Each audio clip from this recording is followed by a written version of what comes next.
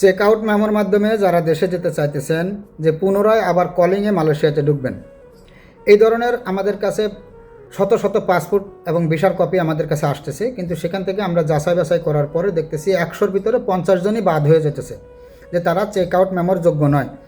হ্যাঁ, কি কারণে আপনারা চেক আউট মেমোর মাধ্যমে যেতে পারবেন না, তো আজকে এই ভিডিওতে আমি আলোচনা করার চেষ্টা করব, যাতে আপনারা নিজেরাও চেক করতে পারেন যে আপনি কি চেক আউট মেমোতে দেশে যেতে পারবেন কি না। নাম্বার 1, অনেকের 2021-22 ভিসা শেষ হয়ে গেছে, মাইজির ভিসা ছিল, কিন্তু পরবর্তীতে আপনি আরটিকে 2.0-তে আবার ফিঙ্গার করছেন। ফিঙ্গার করার পরে আপনার মেডিকেলও করছেন, কিন্তু আপনার ভিসা বের হয়নি। হ্যাঁ, এই ধরনের সমস্যায় যারা আছেন যে আপনার একবার ফিঙ্গার করা হয়েছে, মেডিকেলও করেছেন, কিন্তু আপনি ভিসা পান নাই, কিন্তু সেই ক্ষেত্রে কিন্তু আপনি চেক আউট মেমোর মাধ্যমে যেতে পারবেন না।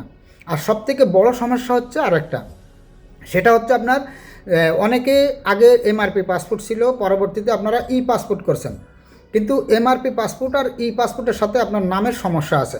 যেমন আগে এমডি ছিল না, এখন এমডি আছে, কিংবা আগে হুসাইন ছিল না, এখন হুসাইন আসছে, কিংবা হাসান আসছে, মানে এক্সট্রা কিছু এমআরপি পাসপোর্ট থেকে ই পাসপোর্টের ভিতরে এক্সট্রা কিছু নামের সঙ্গে কিছু যোগ হয়েছে। এই ক্ষেত্রে কিন্তু আপনারাও চেক আউট মেমো নিয়ে দেশে যেতে পারবেন না। হ্যাঁ, যদিও আপনি চেক আউট মেমো নিয়ে দেশে যেতে চান, আপনি হাই কমিশন থেকে সুরাত নিয়ে আসলে চেক আউট মেমো তুলে দেওয়া যাবে, কিন্তু সেই ক্ষেত্রে যদি আপনি এয়ারপোর্টে যান, এয়ারপোর্ট থেকে যদি ব্ল্যাক লিস্ট হয়, এটাই কিন্তু 90% আমরা গ্যারান্টি দিতে পারবো যে ব্ল্যাক লিস্ট হবে না, কিন্তু বাকি 10% আমরা গ্যারান্টি দিব না। হ্যাঁ, এই জন্য আমি আপনাদেরকে বলবো, আপনারা আগে নিজেরা চেক করবেন যে আপনি মাইজির ভিসা শেষ হওয়ার পরে আপনি কি পরবর্তীতে আবার ফিঙ্গার করেছেন কি না, কিংবা আপনি ফিঙ্গার করে দেশে যাওয়ার জন্য চেষ্টা করেছিলেন কিন্তু আবার যান নাই। অনেক মানে বিভিন্ন ধরনের যেই কারণেই হোক, আপনি যদি ফিঙ্গার করে থাকেন, ফিঙ্গার করছেন হয়তো ভিসা করার জন্য, আরটিকে 2.0-তে ভিসা করার জন্য আপনি ফিঙ্গার করছেন, মেডিকেলও করছেন, কিন্তু আপনার ভিসা বের হয়নি, সেক্ষেত্রে কিন্তু আপনি আগের ওই পুরান ভিসা দিয়ে কিন্তু চেক আউট মেমো নিয়ে দেশে যেতে পারবেন না।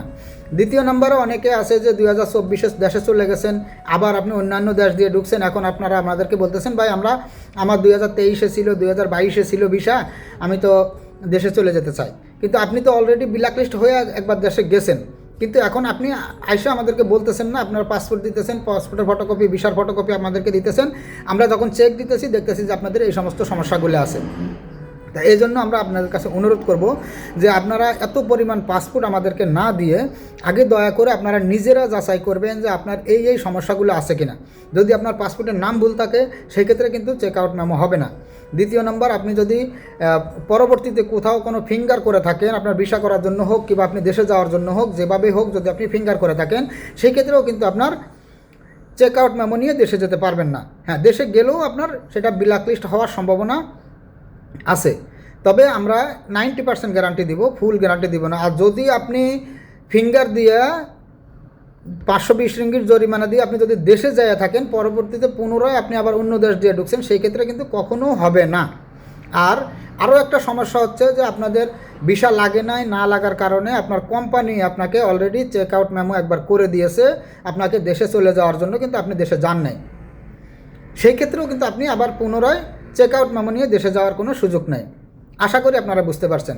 আপনারা যারা আমাদেরকে পাসপোর্টগুলো দিতেছেন এবং পাসপোর্টের ফটোকপিগুলো যারা আমাদেরকে দিতেছেন, ভিসার ফটোকপি, পাসপোর্টের ফটোকপি, আপনারা এই ভিডিওটা শুনে এই সমস্ত জিনিসগুলো আগে নিজেরা চেক করবেন যে আপনার এই সমস্যা আছে কিনা।